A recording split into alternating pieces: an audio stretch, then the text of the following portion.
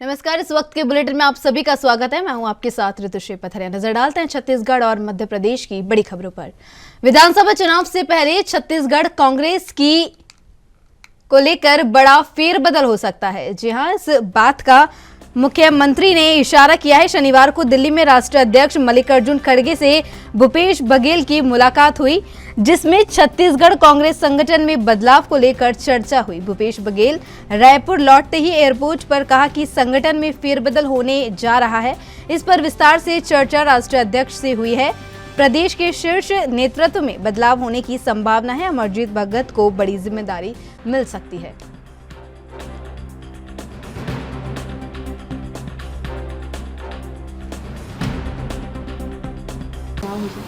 भाई यहाँ पास हुआ है। देखिए, अध्यक्ष चुनाव के बाद जितने भी कमेटियाँ हैं जो CWC है वो समाप्त हो गया।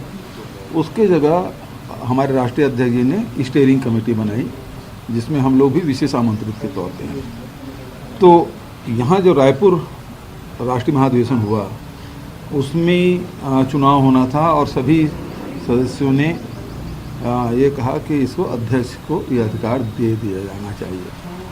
तो वो अधिकार अभी अध्यक्ष के पास है। तो निकट भविष्य में उसमें CWC के मेंबर के सिलेक्शन होने हैं। उसमें अनुसूचित जाति है, जनजाति है, पिछड़े वर्ग है, अल्पसंख्यक है, महिला है, नौजवान है, इन सब का समावेश होगा। तो उस मामले में मैंने ही अध्यक्ष जी से निवेदन किया कि इसको कब तक कर लेंगे। तो संगठन में तो होना है। अब उसके बाद फिर महामंत्री की नियुक्ति होनी है। सारी नियुक्तियां अभी दिल्ली स्तर पे, फिर उसके बाद फिर धीरे से प्रदेशों में भी जाएगा। तो वो चर्चा।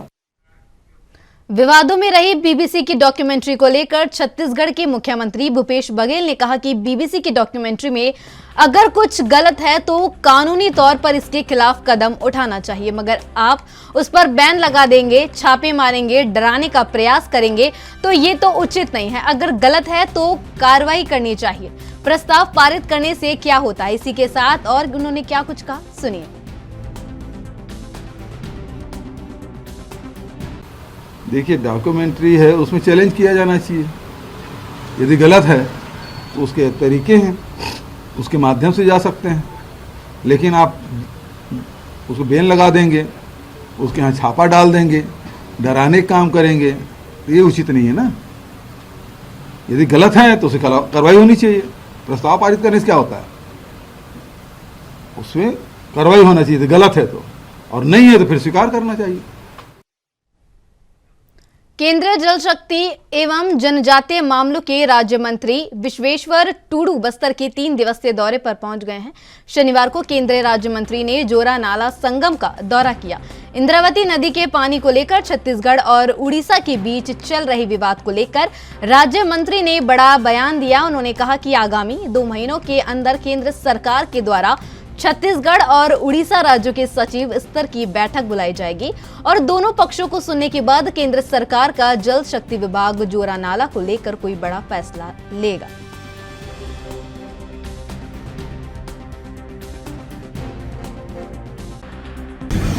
छत्तीसगढ़ राज्य सरकार का जो वाटर रिसोर्स डिपार्टमेंट का अधिकारी और उड़ीसा सरकार के अधिकारी लोग, तीनों को हमने लेके गया था।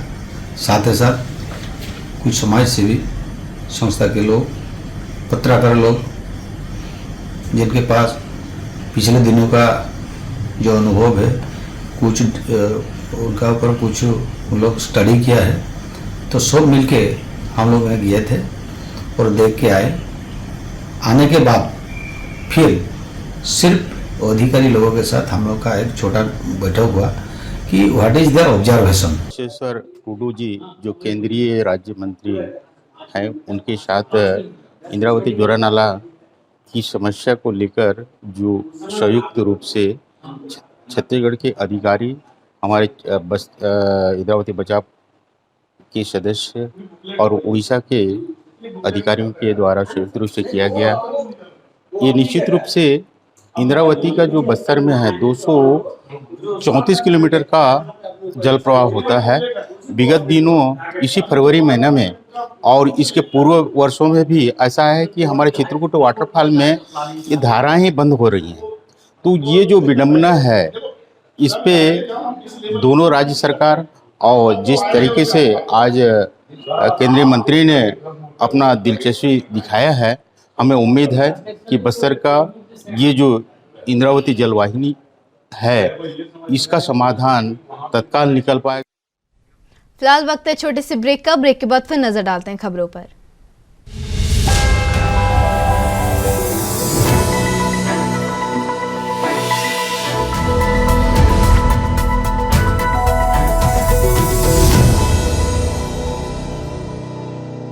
ब्रेक के बाद आप सभी का फिर से स्वागत है। नजर डालते हैं खबरों पर।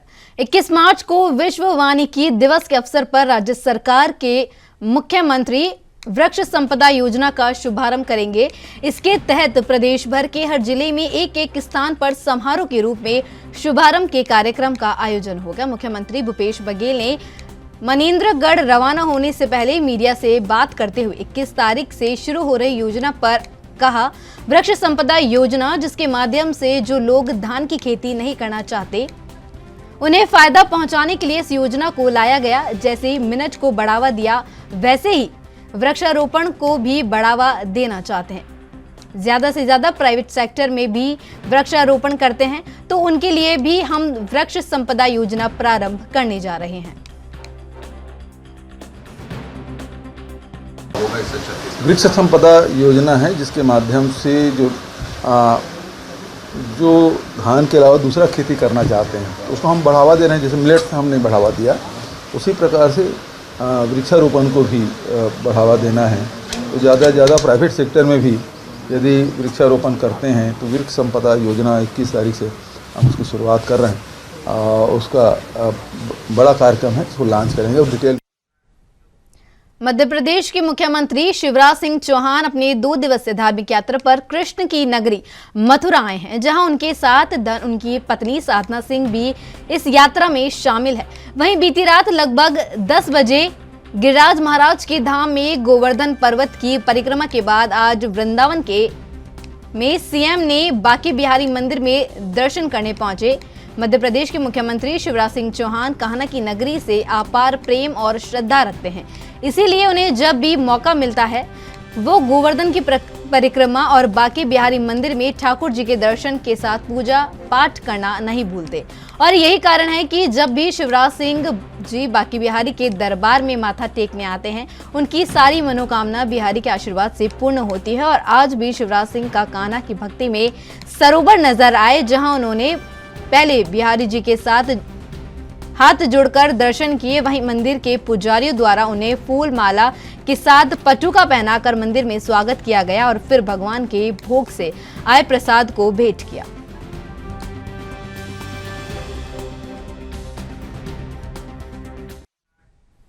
फिलहाल वक्त है छोटे से ब्रेक का। ब्रेक के बाद फिर नजर डालते हैं खबरों पर।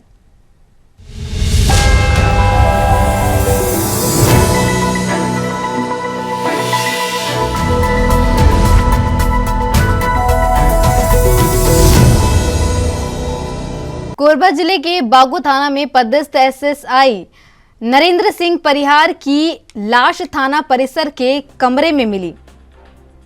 इस मामले में अब बीजेपी ने सवाल उठाया है। जी हां, नेता प्रतिपक्ष नारायण चंदेल ने कहा कि प्रदेश में कानून की स्थिति बद से बदतर हो चुकी है। कांग्रेस सरकार बनने के बाद आम लोगों की जान की कोई कीमत बची नहीं। अब कानून के रखवाले भी सुरक्षित नहीं है। अपराधियों के हौसले इतने बुलंद हो गए हैं कि थाने के अंदर घुसकर एएसआई की हत्या कर देते हैं। छत्तीसगढ़ में साफ दिखाई दे रहा है कि कांग्रेसियों का हाथ अपराधियों के साथ है।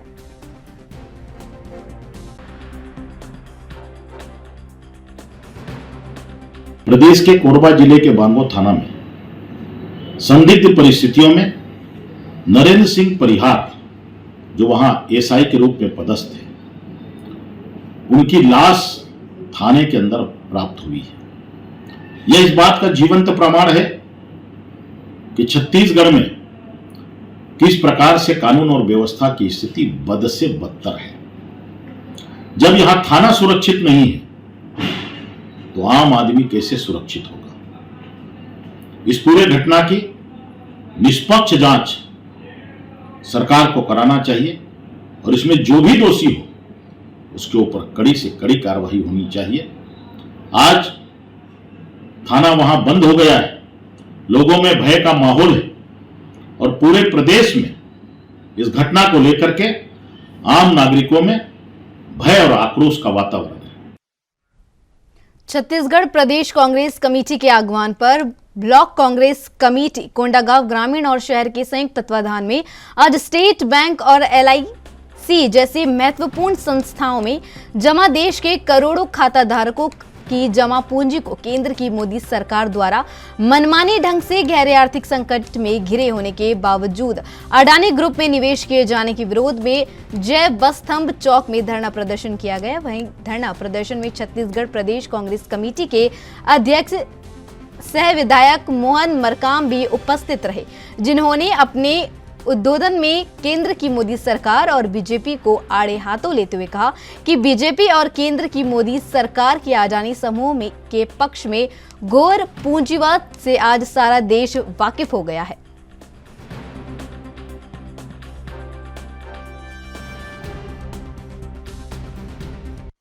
करोड़ थी और 2021-22 में भारतीय जनता पार्टी की संपत्ति लगभग 5,000 करोड़ है।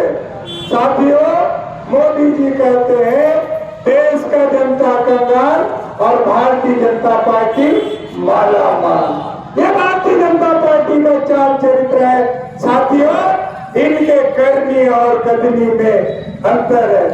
आपको पता होगा देश के प्रथम प्रधानमंत्री पंडित जवाहरलाल नेहरू 1956 में 5 करोड़ में LIC का गठन किया था, राष्ट्रीयकृत किया था और आज 27 करोड़ LIC के ग्राहक है। उसी तरह देश का सबसे बड़ा बैंक, राष्ट्रीयकृत बैंक, जो सबसे पुराने बैंक है, उसमें लगभग 45 करोड़ ग्राहक है।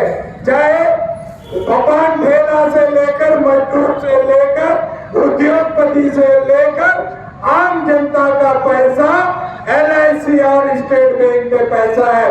मगर यहाँ और मेरे साथ फिलहाल के लिए बुलेटिन में बस इतना ही। तमाम अहम खबरों के लिए बने रहिए ANB न्यूज के साथ। नमस्कार।